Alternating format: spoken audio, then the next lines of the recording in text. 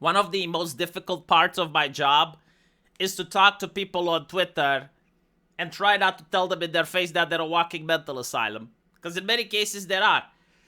Like, people are so sure in their arrogance, it ticks me off. I just had a conversation with a guy. Yeah, why do you care about consoles, V? They're dying. Nobody plays consoles anymore, V. Nobody plays it. Well, I guess the Fed plays it because they're printing money, look. Like, if nobody plays it, I guess Sony is just creating inflation. There's no economic transaction here. They're just printing $136 billion. Now, don't get me wrong. It's not something that I like, because I'm not a Sony fan. In fact, I think that Sony is a cancer on the gaming industry. If it was up to me, I would rather see the graph go the other way around. But, like, at least I need to understand reality if I'm going to make social commentary about it. I just find it weird, like, if someone doesn't play consoles, which is respectable, right? And you don't like consoles, like, why do you also assume that everyone shares your take? It's kind of like me, you know, I don't like football. I don't watch football. But to go out and go like, who watches football anymore? That's such a silly game. Nobody... It's weird, right? And yet people do that. But still, let's explain this graph, because it is interesting. Why is it that at a time when gaming was an actual cultural phenomenon, I mean, StarCraft was a South Korean sport. It was on television. You had esports everywhere. You had, video games, not just as cultural phenomena, but like even in China, people would play World of Warcraft.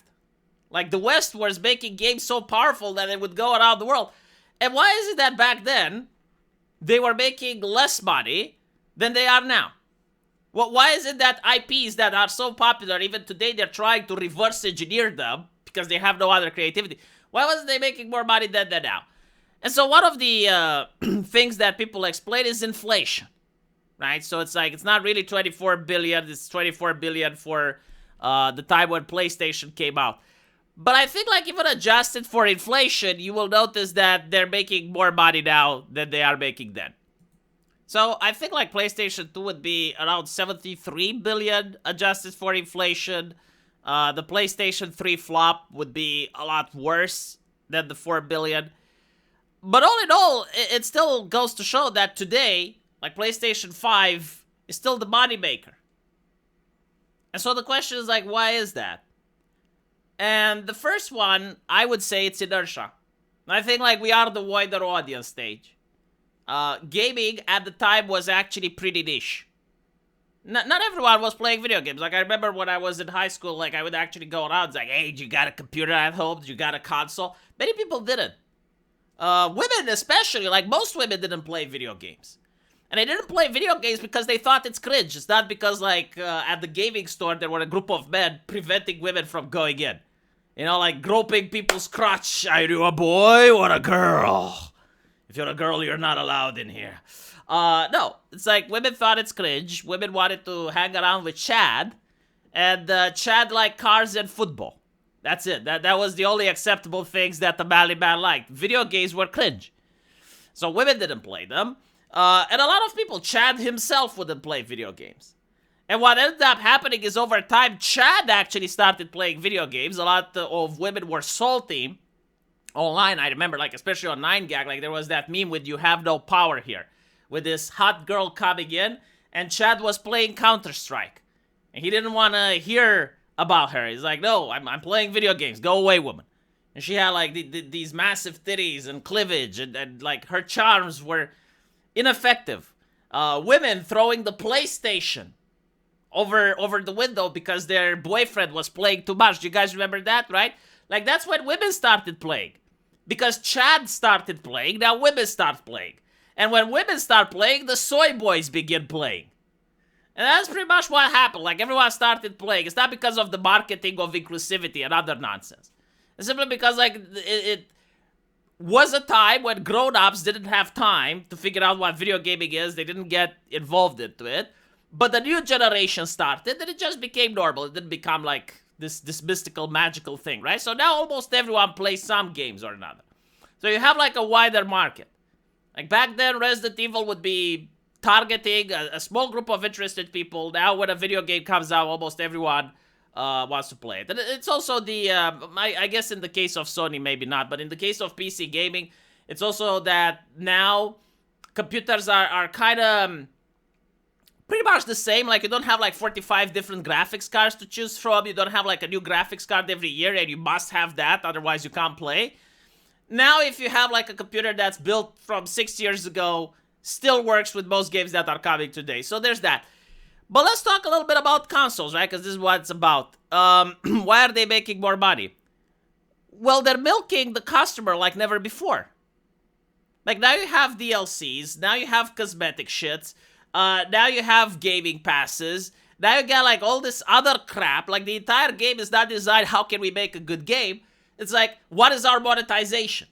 I have seen games coming out absolutely broken, but the marketplace was fully functional.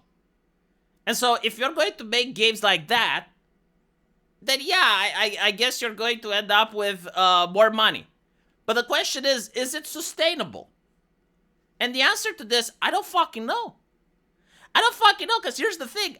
My generation actually grew up with proper video games, and actually grew up with video games that didn't have DLC.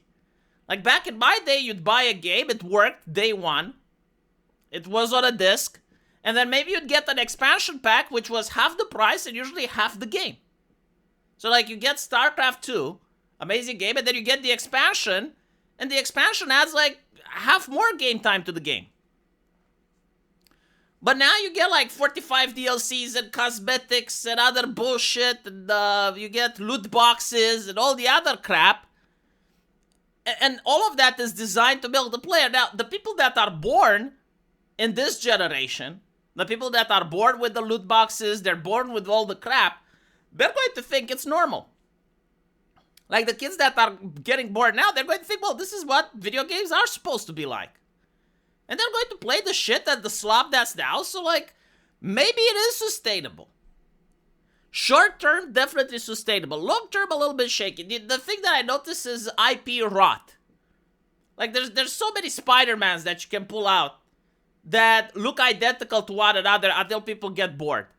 Like, there's no more original games anymore. Everything is like third-person, over-the-shoulder bullshit. The Last of Us 2 syndrome is fucking real. And so, maybe even the new generation is going to get fed up. I think the thing that can shake the market is, number one, China and South Korea. Like, if they're making games that are like back in the old day, you know, like, for instance,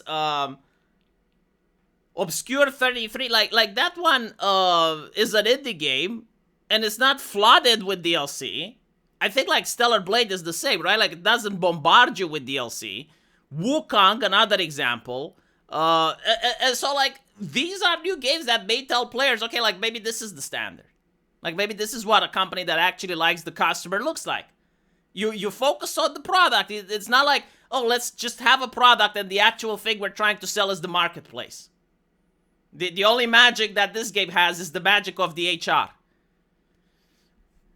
And maybe, like, that's going to shake the system a little bit more, because at this rate, I don't know, I guess, you know, what we have right now can be called entertainment. Like, it occupies your time for a little bit, but it's definitely not like the things that we grew up with. And I know it's not rose-tinted glasses, because I've been playing Baldur's Gate 2 recently, and I'm telling you, like, the way they used to make games back then, you just don't make them like that anymore. Let me know what you guys think, and as usual, I will see you in my live stream. There is a pinned comment that will take you there. Take care.